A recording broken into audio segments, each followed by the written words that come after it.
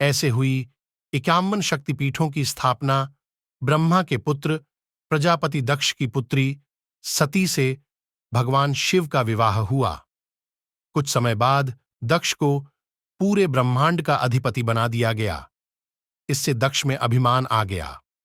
वह अपने आप को सर्वश्रेष्ठ समझने लगा। एक यज्ञ में भगवान शिव द्वारा खुद को प्रणाम न करने पर दक्ष ने उन्हें अनेक अपशब्द कहे।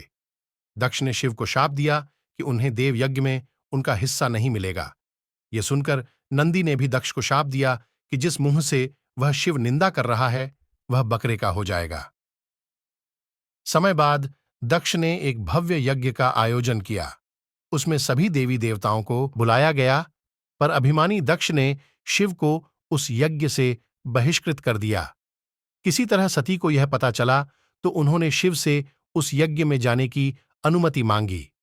पहले तो शिव ने उन्हें समझाया, पर जब वे नहीं मानी तो उन्होंने सती को वहां जाने की अनुमति दे दी। सती अपने पिता के घर पहुंची तो दक्ष ने उनसे आंखें फेर लीं।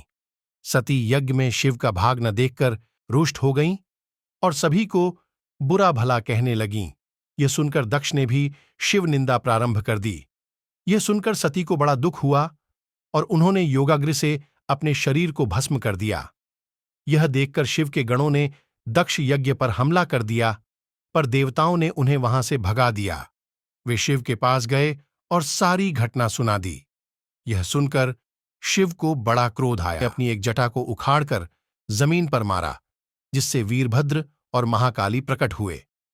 शिव ने उन दोनों को दक्ष का यज्ञ विध्वंस करने की आज्ञा दी। उन्होंने पल भर में ही दक्ष का यज्ञ विध्वंस कर डाला और वीरभद्र ने दक्ष का सिर काटकर उसे यज्ञ कुंड में फेंक दिया। यह देखकर देवताओं में हड़कंप मच गया और उन्होंने शिव स्तुति प्रारंभ कर दी। उनकी स्तुति उन्होंने सभी को जीवन दान दे दिया और दक्ष के शरीर पर बकरे का सिर लगाकर उसे भी जीवित कर दिया। बाद में शिव की अनुमति से दक्ष ने अपना यज्ञ पूरा किया। अपनी प्रिय पत्नी के शव को लेकर शिव पूरे ब्रह्मांड में घूमने लगे। उनके प्रताप से सारी सृष्टि जलने लगी। तब विष्णु ने अपने सुदर्शन चक्र से सती के शरीर के 51 टुकड़े कर दिए। ये टुकड़े जहां जहां गिरे वहां शक्तिपीठों की स्थापना हुई।